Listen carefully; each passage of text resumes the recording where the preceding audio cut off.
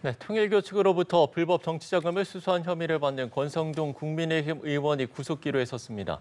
한편 국회에서는 사법개혁을 둘러싼 여야의 대치가 한층 더 격해졌고 법사위에서는 여야의 충돌 속에 나경원 의원의 야당 간사 선임이 결국 불발됐습니다. 네, 관련해서 자세한 내용 이승훈 민주당 전 전략기획위 부위원장, 윤기찬 국민의힘 법률위 부위원장 두 분과 함께 살펴보도록 하겠습니다. 두 분 어서 오십시오. 안녕하세요. 네. 자, 민주당이 조희대 대법원장을 겨냥하면서 사퇴를 요구하고 있고 탄핵소추 대상이 될 수도 있다라고 경고를 했습니다. 국민의힘은 민주당이 다시 연쇄 탄핵 본능을 되살리는 거 아니냐 이런 지금 비판의 목소리를 내고 있는데요. 이 사안 어떻게 보고 계세요? 이제 대한민국에 성역은 없는 것 같아요. 윤석열 전 대통령도 구속돼 있고 권성동 의원도 오늘 지금 심사 받으러 간 거 아니겠습니까? 예. 그만큼 입법부라든가 행정부는 성역의 대상이 없다. 그런 측면에서 대법원도 잘못이 있으면 심판받고 국민의 비판을 받을 수 있는 거 아니겠습니까? 예를 들어서 대법관 증언 문제 관련해서도 국회의 입법 사항이기 때문에 국회가 여야 협의를 거쳐서 입법을 통해서 대법관 증언할 수 있는 거거든요. 네. 근데 대법원에서는 갑자기 뭐 대법관 한 명마다 75평의 공간이 필요하다. 뭐 침실도 필요하고 샤워실도 필요하다. 그러니까 1.5천억이 필요하다라고 한다면 실은 이건 입법부의 어떤 권위라든가 입법부의 작용에 대해서 굉장히 부적절하게 대응하는 것이거든요. 또한 지금 지기현 판사가 구속 취소를 했잖아요. 윤석열 전 대통령에 대해서 구속 기간을 날이 아니라 시간으로 계산해야 된다라는 측면에서 한 건데 만약에 여기에 대해서 대법원이 아무런 말을 하지 않았다라고 한다면 앞으로 모든 국민들에 대해서도 시간으로 계산해야 되는 거잖아요. 근데 윤석열 대통령만 딱 특혜로 시간으로 계산해야 된다는 측면이 있다고 해서 구속을 취소해주고 모든 국민에게는 바로 그 다음부터 날로 계산하고 있거든요. 그러면 이 부분에 있어서도 대법원에서 어느 정도 입장 표명이 필요한 것인데 전혀 좀 자신에게 불리한 것은 대법원의 재판의 독립을 이유로 아무런 해명도 하지 않고 자신에게 좀 불리한 것 같은 것들은 법원장 회의까지 열면서 반박하는 것에 대해서는 대법원이 아직도 법원만 성역으로 남아있다라고 생각하는 것은 아닌지 이런 의심이 듭니다. 예. 법원도 성역이 될 수 없다라고 이야기를 해주셨는데요. 예, 동의합니다. 법원도 성역이 될 수가 없죠. 예. 성역이 될 수 없다는 부분은 실제 행정권이 미치지 않는 범위다가 아니고 잘못이 있으면 거기에 대한 대가를 치러야 된다 이런 의미잖아요. 네. 그러니까 대법원이 무슨 잘못을 했던 것이죠? 저는 개인적으로 그 이유를 잘 모르겠어요. 그러니까 조희대 대법원장이 어떤 잘못을 했길래 행정적으로 아니면 재판상 어떤 잘못을 했길래 조희대 대법원장을 탄핵까지 운운하느냐. 네. 탄핵이라는 것은 헌법과 법률에 본인의 직무행위가 어긋났을 경우에 할 수 있는 거잖아요. 근데 말씀 주신 대로 예를 들어서 지기현 판사의 석방 저런 판단 자체가 문제가 있다. 그러면은 그 또 다른 절차가 있는 거예요. 즉시항고 등을 통해서 시정하면 되는 것이고. 그런데 즉시항고를 검찰총장이 안 했잖아요. 예, 그 안 한 것도 본인들이 법률 검토를 해서 안 한 거란 말이죠. 그거에 대해서는 비판의 여지가 있을 수 있어요. 시각에 따라서. 근데 안 했는데 대법원이 어떻게 입장을 밝힙니까? 그리고 각급 법원이나 판사들의 어떤 재판과 관련된 행위에 대해서는 대법원이 입장을 밝힐 수가 없는 거예요. 자, 그런 논리라면 각급 법원의 판사들이 하는 그 재판의 결과에 따라서 모든 책임을 대법원장이 진다 그러면 모든 공무원의 잘못에 대해서 대통령이 책임을 지는 거하고 똑같은 거예요. 그거는 책임을 질 수 있지만 법원의 경우에는 행정적으로 대법원장이 책임을 지는 거지만 어떤 재판의 결과에 대해서는 각급 법원 또는 그 판사가 다 책임을 지는 것이지 이건 사법권의 기본적인 체계예요. 근데 이걸 갖다가 모르는 민주당이 아닐 텐데 지기현 판사에 관련된 문제 제기. 네. 그다음에 조희대 대법원장의 그거나 파기환송에 대한 문제 제기. 자, 파기환송도 대법관 12명 중에 10명이 찬성한 거란 말이죠. 그리고 그 해당 재판은 3심에서 몇 개월 안 걸렸지만 실제 전체적으로 보면 2년이 넘게 걸렸어요. 이런 모든 것들을 종합해 놓고 보면 잘못했다고 할 수가 없는데도 불구하고 도대체 어떤 잘못을 근거로 해서 저렇게 대법원만 흔드느냐. 이 문제에 대해서는 저는 사실 이게 민주당과 대통령실의 일부 주장이 이게 맞다 안 맞다 이걸 넘어서는 거예요. 이 부분은 저희 헌법이 규정하는 삼권 분립 체계. 이 삼권 분립이라는 건 뭐냐면 국민의 기본권을 지키기 위해서 각자 견제하라 이거거든요. 각자 침범하라가 아닙니다. 각자 견제하라. 이것은 의전상의 서열은 권력 서열은 대통령이 1위고 그다음에 국회의장이 2위지만 실제 권한은 달라요. 삼권마다 권한을 갖기 소위 견줄 수가 없는 거기 때문에 이걸 근거로 해서 대통령 말을 안 듣는다, 소위 뭐 그렇게 얘기하시죠. 차라리 국정 기조에 안 맞는다 이렇게 얘기하시죠. 도대체 저는 헌법에 관련된 이해가 없이 주장하는 민주당의 주장이 상당히 낯설다 이렇게 생각합니다. 근데 이 부분에 대해서는 저는 좀 이해가 안 가는 게 아니 대법원이 중앙 부장판사가 구속 기간은 날이 아니라 시간으로 계산해야 되는 게 맞는 것 같은데요. 라고 하면서 구속 취소를 해요. 그러면 또 윤석열 전 대통령의 검사는 항고를 안 해요. 그러면 나와요. 그러면 항고를 안 했으면 최소한 반성적 고려로 그 판사의 말이 맞는 것 같습니다. 이제 시간으로 계산하겠습니다. 전 국민에게. 그래야 되는 거잖아요. 윤석열 전 대통령이 항고 안 하자마자 시간이 아니라 날로 하는 게 맞습니다라고 해서 검찰의 모든 국민들에게 또 그렇게 적용해요. 그러면 윤석열 전 대통령만 콕 집어서 봐준 거잖아요. 이런 특혜에 대해서 검찰도 얘기를 안 하고 법원도 아무런 얘기를 안 해도 된다? 그러면 앞으로 이런 특혜가 그냥 당연히 이루어질 수 있는 건가요? 이것에 대해서는 형사소송법의 문제인 것입니다. 형사소송법에 날로 계산하는 것이냐 시간으로 계산하느냐의 문제이기 때문에 예. 법원에서 해명을 하는 게 맞고 또 그렇습니다. 이재명 전 후보에 대해서 야당 유력 후보였잖아요. 대통령이 될 가능성이 굉장히 높은 후보였는데 갑자기 대법원에서 전원 합의체 회부하고 3, 4일 만에 판결해버려요. 이건 일반 국민도 최소한 3개월에서 6개월의 시간이 걸리거든요. 근데 한 달 후면 선거가 잡혀 있는데 예. 그 야당 후보에 대해서 만약에 파기 재판을 며칠 만에 해버린다라고 한다면 야당 후보를 없애버릴 수 있거든요. 야당은 후보를 못 낼 수도 있는 상황이었어요. 이건 대법원이 그만큼 정치에 개입한 부분입니다. 그래서 대법원도 뭐 법원의 재판에 독립이 있기 때문에 개입하지 말라고 하지만 실은 대법원이 행정부, 대통령 수반을 결정하는 문제에 대해서 개입을 한 겁니다. 그래서 이런 정치적 충돌이 일어나는 것이기 때문에 불가피한 측면이 있고 그만큼 사법부도 절제할 필요가 있다라고 생각됩니다. 예, 조금만 제 반론 보충 설명드리면 정치인이 만약에 사법심사의 대상에 대해서 심판하게 되면 이게 정치의 개입인가요? 저는 그런 정치인을 후보자로 뽑은 민주당의 문제가 아니에요. 그러니까 이렇게 시각에 따라 다를 수 있는 거죠. 예컨대 만약에 변호사님 말씀하신 대로 대법원이 파기 재판을 했으면 그건 조금 제가 봐도 좀 심하다고 생각이 들어요. 왜 굳이 이례적으로 파기 재판을 하느냐. 이럴 수는 있지만 파기 환송이에요.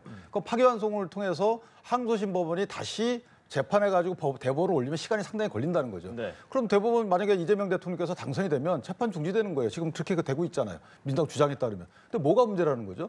그러니까 정치인이 사법심사의 대상이 되면 그건 고려해야 되는 거고. 그 정치적 중립성을 위반하는 거잖아요. 그러니까 앞뒤가 안 맞는 주장을 하시는 거고.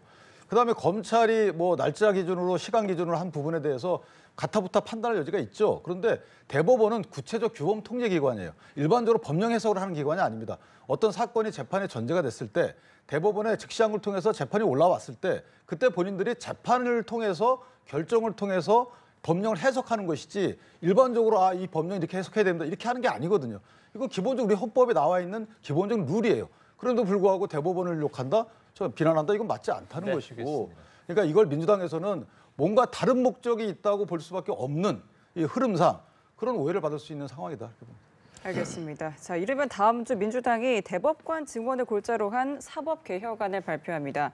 이 대법관 26명 증원안을 내놓고 정기국회 처리에 속도를 내겠다는 방침인데 국민의힘은 장외투쟁까지 예고하면서 강력히 맞서고 있어요. 대치는 더 격화하는 모습인데요. 그러니까 국민의힘도 좀 특이한 게 검찰을 보호하고 법원을 보호한단 말입니다. 근데 왜 국민의힘 출신 전직 대통령은 다 후속되는지 모르겠어요. 그래서 황당하다는 측면이 있고요. 그렇게 법원을 중시하고 검찰을 좀 중시하면 범죄를 저지르지 않으면 될 것이 아닌가 이런 생각이 들고요. 마찬가지입니다. 대법원도 아니 재판의 독립인데 개입하지 말라, 아무런 비판도 하지 말라라고 한다면 대법관 증원 문제는 국회의 전속 사항이에요. 대법관을 12명, 14명인데 26명으로 늘릴지 많이 늘릴지는 국회의 입법 사항이거든요. 그럼 이것도 대법관들이 따질 필요가 없는 겁니다. 그렇기 때문에 서로 간의 절제와 타협이 필요한 겁니다. 협치가. 그런 측면에서 법원도 이제까지 대법원, 고등법원 상고부를 설치하면서 대법관들이 너무 일이 많아서 재판 지연되니까 고등법원 상고부에서 대법원 역할을 하자라고 했던 거잖아요. 그러면 상고부가 설치 안 되는 것이기 때문에 대법관은 증언하는 것인데 네. 다만 이 증언의 폭을 어떻게 할 것인가에 대해서 대법원이 좀 적극적으로 의견을 취하면 좋을 것 같고요. 이재명 대통령 후보에 대한 파기 재판이 있었잖아요. 이것도 마찬가지예요. 무죄를 유죄로 하는 파기 재판은 없기 때문에 파기 재판을 할 수 없었던 거고요.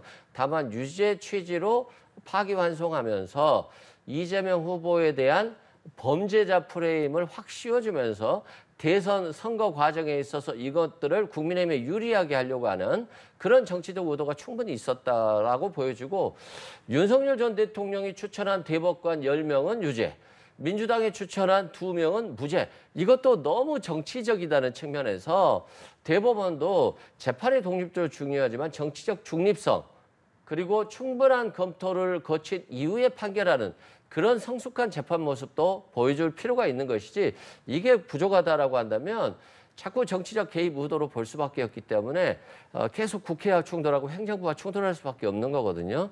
이런 부분을 좀 법원도 좀 심사숙고해 주시면 좋겠다 생각이 듭니다. 네. 그러니까 증언 문제가 변호사님 말씀하신 그런 문제 때문에 증언 문제에 신중을 기해야 된다는 거예요.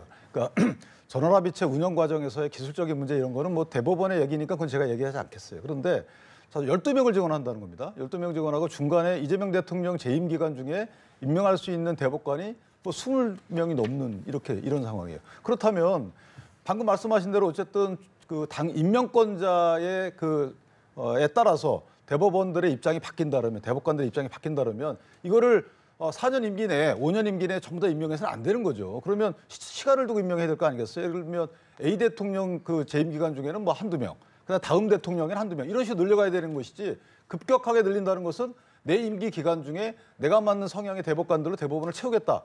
이거의 다른 표현이잖아요. 두 번째는 자 대법관을 임명하는 것도 임명하는 거지만 증언을 하는 것도 하는 거지만 대법관은 어떻게 임명하냐면 대법원장의 제청으로 대통령이 임명합니다. 근데 대법원장의 제청은 대법관 추천위원회에서 인원을 정해요. 그래서 네. 추천위에 10명을 구성합니다. 근데 지금 법에 따르면 이 민주당에서 추진하는 개정안에 따르면 이걸 12명으로 늘려요. 그러니까 현재 10명 하에서는 대법원장이 6명의 그 추천위원들을 선정할 수 있는 사실상 권한이 있습니다. 근데 이거를 줄여요. 그래서 헌법재판소에 뭐 누가 들어오게 하고 법원 행정처장 대신에 결국 대법원장이 제청권을 행사하는데 이게 제청권은 통과 의례식으로 만드는 거죠.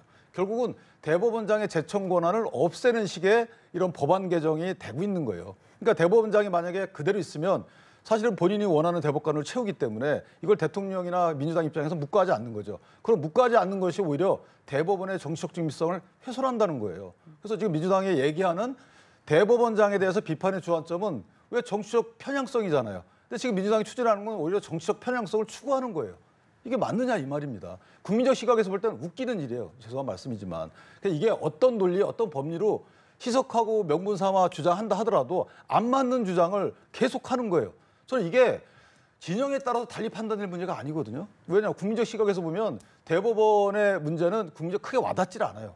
있는 자들, 정치인들, 권력자들 이 사람들 나에 대해서 칼끝을 겨누지 않을 사람, 나에 대해서 방망이를 치지 않을 사람 이런 사람들로 꾸리는 것에 너무 주안을 두고 국민적 뭐 헌법적 사법 서비스 이런 거는 관심이 없다는 거죠. 예. 이런 거에 대해서 국민이 좀 저는 개인적으로 저희 당세가 약해서 그런데 실제 국민적 관심이 거기에 있어야 되는 게 아닌가 이런 생각합니다. 예. 결국에는 이 사법개혁의 중점은 이 정치적 중립성 이 부분을 좀 이야기를 해주신 것 같은데요. 반론 기회 드리겠습니다. 그래요. 근데 저는 좀 변호사님 말이 좀 이해가 안 되는 게 14명이 있을 때는 정치적 중립이고 재판이 독립이 되고 26명이 되면 갑자기 중립성이 깨지나요? 어차피 판사가 대법관이 되는 겁니다. 우리 대한민국 판사가 갑자기 대법관 됐다고 해서 정치적 중립성이 있던 분이 정치적 중립성이 없어지지 않거든요. 기본적인 자질은 다 갖고 계신 분들이에요. 그래서 지금 재판이 너무 지연되는 문제가 있기 때문에 대법관 증언은 좀 필요성이 충분히 있어요. 그리고 뭐 국민의힘 때도 박근혜 전 대통령이 대법원 상고부 만들어서 대법관 일을 고등법원 판사들에게 대신 맡기려고 까지 했어요. 근데 이게 왜 문제가 되냐? 위헌 논란이 있거든요. 고등법원 상고부는 헌법에 의해서 위헌 논란이 있습니다. 그래서 대법관 증언밖에 없는 것인데 뭐 이재명 정부 시절에 증언하면 만약에 정권이 바뀌면 국민의힘이 또 그 대법관들 채우는 거 아니겠어요? 그러니까 이게 지금 이 시기에 내 사람을 채운다라고 해서 그 다음 정부로 넘어갔을 때 이 사람이 어떻게 나올지도 모르는 것이고 임기는 어차피 6년입니다. 다음 정부 넘어가면요. 다음 정부 후반기 때 또 대법관들 다음 정부에서 다 임명이 해요. 그렇기 때문에 숫자가 늘어났다라고 해서 대법원이 갑자기 중립적인 사람들이 중립적이지 않게 된다거나 이런 것들은 예. 일단 판사들의 기본적인 정적 중립성을 오역하는 것이다라고 생각됩니다. 예, 알겠습니다. 오늘 저희가 좀 다룰 사안들이 많아서요. 네, 이 이야기는 여기까지만 하고 저희가 좀 넘어가도록 하겠습니다. 자, 조금 전에 저희가 또 현장의 모습을 보여드렸습니다만 오늘 국민의힘 권성동 의원에 대한 구속영장 심사가 있었고요. 4시간여 만에 종료가 됐습니다. 일단 구속 여부를 가릴 쟁점 어떤 거라고 좀 보십니까? 일단 혐의가 인정되는지 여부인데 네. 지금 뭐 그 통일교로부터 1억 정도 플러스 알파죠. 뭐 한학자 씨한테 직접 받은 것까지 합치면 받았다는 혐의까지 합치면 그런데 어쨌든 1억 원에 대해서 정치자금을 받았는지 여부가 일단 결정이 돼야 되는데 예. 1억 원 받았는지 여부에 관련해서 이제 진술의 신빙성이 문제가 될 겁니다. 그 윤모 씨가 뭐 63 빌딩에서 1월 5일 날 줬다 이렇게 주장하고 있고 근데 또 문제는 뭐냐면 줬다는 장소에 또 다른 윤모 씨가 동석을 했다는 건데 그 제가 앞서 말한 윤모 씨가 또 다른 윤모 씨한테 며칠 뒤에 문자를 보냈다는 거예요. 이게 뭐 어떻게 하기로 했다. 그러니까 약간 성의 표시했다. 뭐 이런 식으로 얘기를 네네. 했다는 건데 그렇다면 동석했는데 그 동석하는 자리에서 돈이 오가지 않았다는 또 새로운 추측이 가능하잖아요. 그러니까 이게 앞뒤가 안 맞는 이런 부분도 있는 것이고 그에 비하면 또 관봉권이 사진에 찍혀서 또 물증이 있다 이런 거기 때문에 과연 영장 실질 담당 판사가 이 어느 증거, 특검이 제시한 증거를 믿을지 아니면 권성동 의원의 그 변소 내용을 믿을지에 따라서 혐의의 소명 여부가 하나 문제가 되겠고 예. 또 하나는 이 권성동 의원 스스로가 국회 체포 동의 과정을 생략한 채 본인 스스로 동의했잖아요. 생략한 채 영장 실질에 임한 것 자체가 증거인멸 내지 도주 우려가 없다 이렇게 판단받을 수 있기 때문에 자 혐의는 소명된다 하더라도 구속의 필요성이 없다고 판단받을 수 있는 거죠. 이 두 가지 측면이 있고 마지막으로 특검의 과연 수사 범위인지 여부 관련돼서도 다툼의 여지가 있어요. 이게 원래 특검에 예정된 특검법에 없는 내용이거든요. 그러나 인지한 사건 범위에 포함되는지 여부에 관련된 영장 전담 판사의 판단 이 세 가지가 구속 여부를 가를 쟁점이라고 저는 생각합니다. 예, 이렇게 구속 여부를 가릴 쟁점을 좀 이야기를 해주셨는데 이러면 이제 오늘 밤 이 구속 여부가 결정이 될 테고요. 영장 발부 여부에 따른 정치적 파장 좀 어떻게 전망을 하시는지요? 일단 영장은 발부될 것 같습니다. 제가 네. 봤을 때는 일단 범죄가 좀 중대합니다. 액수가 한 1억 정도 되잖아요. 그리고 이게 정치 자금으로 됐다는 것이고 통일교가 이 돈을 주면서 또다시 다음에도 봉투를 2개를 주면서 이 자신의 어떤 윤석열 후보에 대한 선거운동을 도와달라고 한 거잖아요. 그리고 당원들도 조직적으로 모집한 게 있기 때문에 일단 범죄가 중대하고요. 또 증거들이 좀 차고 넘쳐요. 이게 윤 전 본부장은 돈을 줬는데 그분이 돈 주고 나서 권성동 의원에게 적지만 요긴하게 쓰세요라는 거잖아요. 이게 돈이지 음식은 아닌 거잖아요. 그다음에 또 그 자리에 같이 돈을 전달한 자리에 동석했던 분들이 돈 전달한 것은 못 받았다고 진술했지만 자기들이 또 문자한 것이 압수수색됐어요. 거기에 대해서 돈과 관련한 내용들이 있었다는 측면.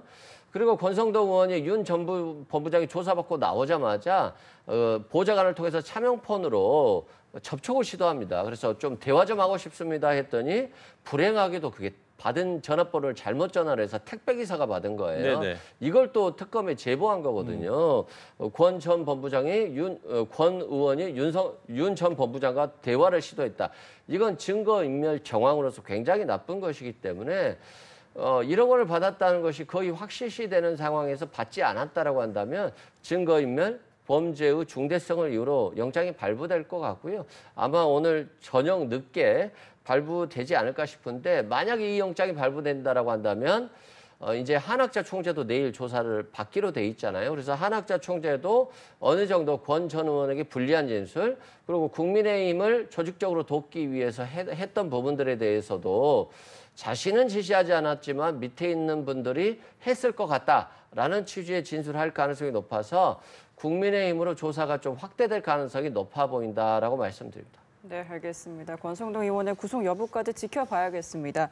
자, 한편 국회 법제사법위원회에서는 오늘도 국민의힘 나경원 의원의 간사 선임안을 놓고 강하게 충돌했는데요. 이 과정에서 나 의원과 박지원 민주당 의원의 배우자가 각각 거론되면서 고성이 오갔습니다. 직접 보고 오겠습니다. 하지 마세요. 같은 동료 의원으로서 얘기하는데 하지 마세요. 그 망신당하고 이거 해서 뭐해요? 그러니까 지금 남편이 법원장이니까 아내가 법사위 간사해서 되느냐? 남편까지 욕먹이고 있잖아요. 돌아가셨어요. 그런 말씀 하시면 안 되는 거예요. 예의 좀 지켜요. 예의 좀 지키십시오. 너무 무례합니다. 너무 무례한 거 아니에요? 의원님 너무 무례해요. 네, 지금 배우자 문제까지 거론되면서 충돌이 격해졌는데 지금 이런 상황 좀 어떻게 평가하십니까? 일단 저는 나경원 의원이 굳이 지금 저 자리에 갈 필요가 있을까? 굳이 싸울 사람이 필요하다면 나경원 의원 외에 좀 다른 전투력 있는 사람을 배치해도 되는 거잖아요. 근데 저는 나경원 의원이 그렇게 호감 있는 이 사람도 아니고 국민들이 나경원 의원이 얘기하면 그렇게 좋게 받아보지 않거든요. 얼마 전에도 초선 의원들이 뭘 알아? 라고 큰 소리 쳐가지고 얼마나 야단을 많이 맞았습니까? 그리고 또 본인의 남편이 법원장이잖아요. 그러면 아무래도 남편도 좀 불편할 수 있거든요. 그런데 거기에다가 더해서 본인이 또 패스트트랙 사건과 관련해서 빠루를 들고 나왔던 사건으로 징역 2년을 구형받았거든요. 그러면 아무래도 이게 굉장히 부적절한 자리거든요. 그럼 남편과의 문제에 있어서도 본인의 형과 관련된 문제에 있어서도 그리고 또 윤석열 전 대통령 내란 사건과 관련해서도 전화 받고 그 국회 계엄 해제 표결에도 참여하지 않는 등 내란에도 동조했다는 논란까지도 있거든요. 그런데 굳이 저분은 왜 저 자리에 앉혀서 국민의힘마저도 그 위신이라든가 권위가 떨어뜨리게 하려고 하는 것인지 저는 국민의힘도 좀 이해하기 어렵다라고 생각됩니다. 네, 지금 상황 어떻게 보셨는지와 함께 무기명 투표 끝에 나 의원 간사 선임안 부결됐습니다. 민주당은 부적절하다고 했고 또 국민의힘은 반발했는데 앞으로 좀 어떻게 전개될 거라고 보세요? 근데 저거는 사실 그 불필요한 논란을 민주당이 만든 거예요. 저 만약에 지금 박지원 의원이 말씀하신 이해 충돌 뭐 이런 주장이 있잖아요. 남편이 법원장인 거. 네네. 저거는 의장님께 말해야 되는 거예요. 왜냐하면 그 간사라는 거는 법사위원 중에 그 국민의힘 자체 내에서 신부름꾼을 뽑는 겁니다. 그러니까 교섭단체별로 간사가 있어요. 민주당 간사는 민주당이 알아서 뽑고 국민의힘에서는 국민의힘이 알아서 뽑는 거예요. 이게 그러니까 상대방 코치를 저 사람 코치하지 말라, 다른 사람 코치로 보임해. 이거하고 똑같은 거예요. 근데 위원 선임할 때는 이해충돌 선임 제한 규정이 있어요. 우리 법상. 만약에 이해충돌의 위험이 있으면 의장이 선임하면 안 되는 거예요. 근데 선임해놨잖아요. 지금 보임을 다 해놓고 나서 그럼 박지원 의원이나 민주당에 관련된 분들은 의장님께 항의해야죠. 왜 그런 분을 선임했느냐. 그다음 윤리자문위원회에서 문제제기하게끔 돼 있는데 문제제기 안 하잖아요. 윤리자문위원회에서. 그러면 이해충돌 관련된 문제가 아무런 없다는 것을 이미 경험적으로 보여준 거예요. 근데 간사가 무슨 권한이 있길래 새로운 이해충돌 사유가 발생을 하죠.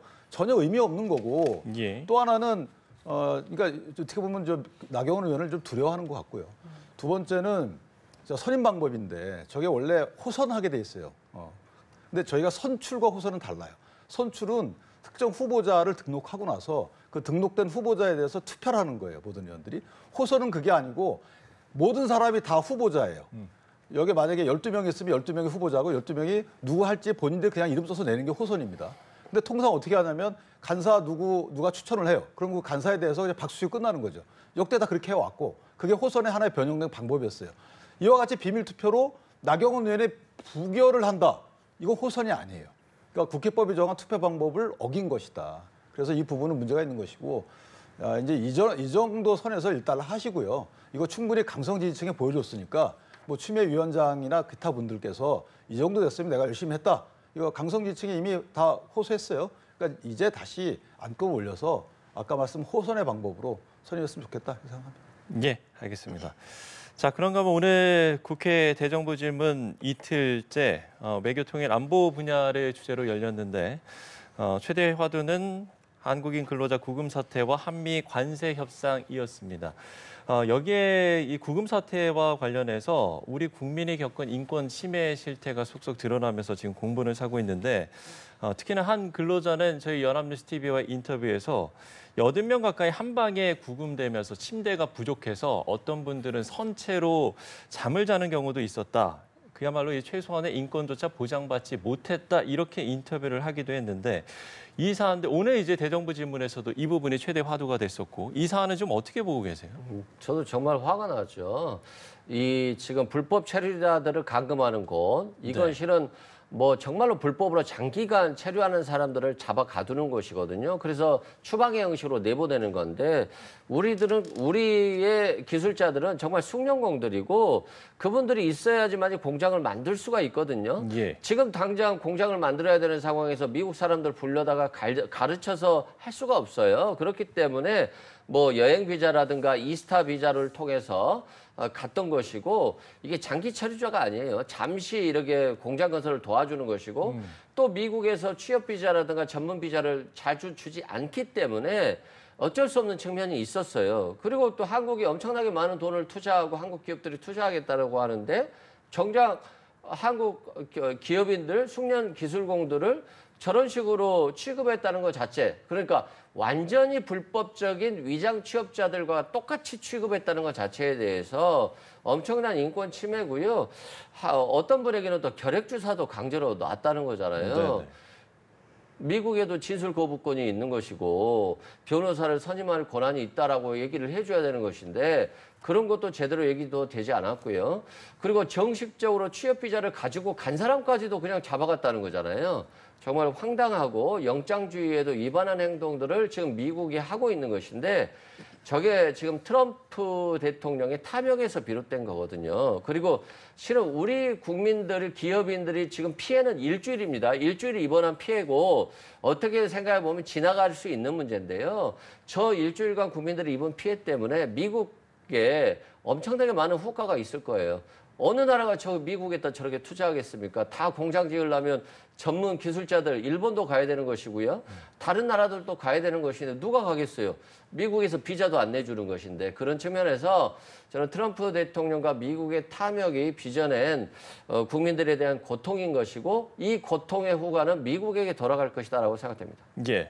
이 인권 침해에 대해서는 글쎄요 법적이라든지 외교적 대응이 필요하다라고 보이는데요. 저는 이제 반복되지 않기를 바라는 마음에서 네네. 저거는 분명한 법적 대응을 해야 된다고 봅니다.